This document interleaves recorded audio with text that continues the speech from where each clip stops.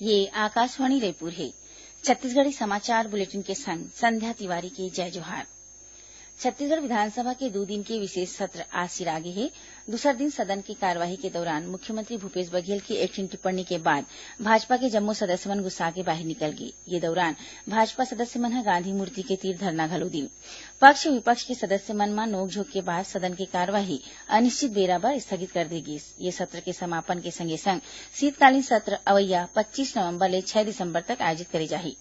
एकर पहली महात्मा गांधी ऊपर अपन विचार राखत पूर्व मुख्यमंत्री डॉक्टर रमन सिंह कहिने कि ये सदन में सरकार कोती ले शराबबंदी के संकल्प पारित होना चाहिए, तभी ये विशेष सत्र के महत्व होही। डॉक्टर सिंह कहिने कि गांधी जी ह जउन रद्दा दिखाए हे प्रधानमंत्री नरेंद्र मोदी घलो वही रद्दा म चलत हे।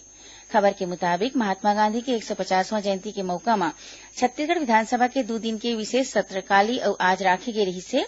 ये दौरान आने आने दल मन के विधानसभा सदस्य मन ह महात्मा गांधी के ऊपर अपन अपन विचार राखिन।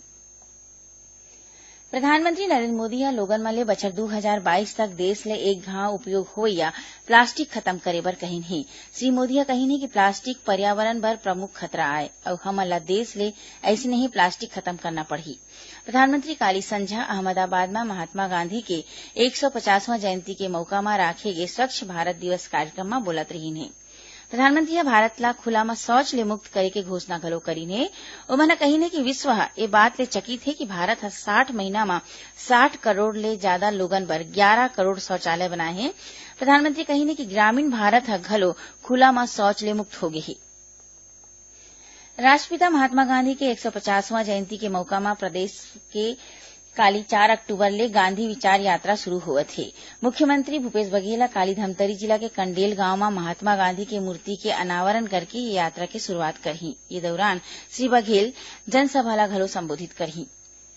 चित्रकोट विधानसभा उपचुनाव बर अब 6 झिन प्रत्याशी चुनाव मैदान में हवय। आज नाव वापसी के आखिरी दिन निर्दलीय प्रत्याशी धर्मूराम कश्यप ह अपन नाव वापिस ले ले हे, जेकर बाद बाचे 6 झिन प्रत्याशी मन ला रिटर्निंग अधिकारी ह चुनाव चिन्ह बांटिन हे। खबर के मुताबिक चित्रकोट विधानसभा उपचुनाव पर 21 अक्टूबर के वोट डाले जाही। प्रदेश के स्कूल शिक्षा मंत्री प्रेम साय सिंह टेकाम कहिने कि जम्मो स्कूल मन में सुरक्षा योजना तैयार करे जाए। स्कूल शिक्षा विभाग के समीक्षा बैठक में श्री टेकाम कहिने कि लइका मन के पाठ्यक्रम में आपदा प्रबंधन ले जुड़े जानकारी ला शामिल करे जाए। ओमन यहू कहिने कि जम्मू स्कूल सुरक्षा ले जुड़े विशेष जानकारी बर स्कूल सुरक्षा आपदा प्रबंधन समिति बना के ओखर ले जुड़े लोगन मन ला जिम्मेदारी सौंपे जाए। स्कूल शिक्षा मंत्री ह हरेक स्कूल ले 1 झिन गुरुजी ला आपदा प्रबंधन ऊपर ऑनलाइन प्रशिक्षण दे बर और शिक्षक प्रशिक्षण बर हरेक विकासखंड ले 2 झन मास्टर ट्रेनर्स की चुनाई करके शिक्षण प्रशिक्षण के आयोजन करे के निर्देश अधिकारी मन ला दिन है। प्रदेश के स्वास्थ्य मंत्री टीएस सिंहदेव आज दाऊ कल्याण सिंह डीकेएस अस्पताल में नवा एमआरआई मशीन के लोकार्पण करीन।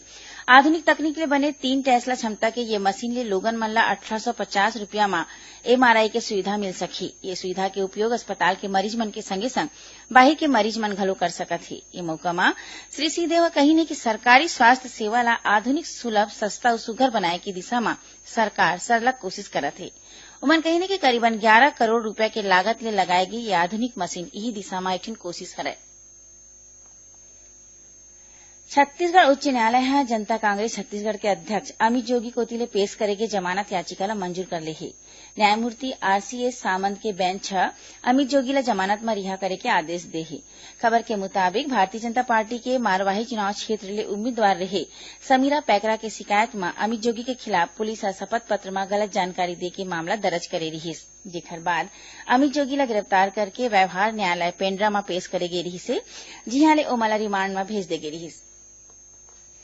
राज्य सरकार ह परिवीक्षा अवधि पूरा करैया भारतीय प्रशासनिक सेवा के 4 झिन अधिकारी मन के नवा पदस्थापना करे हे।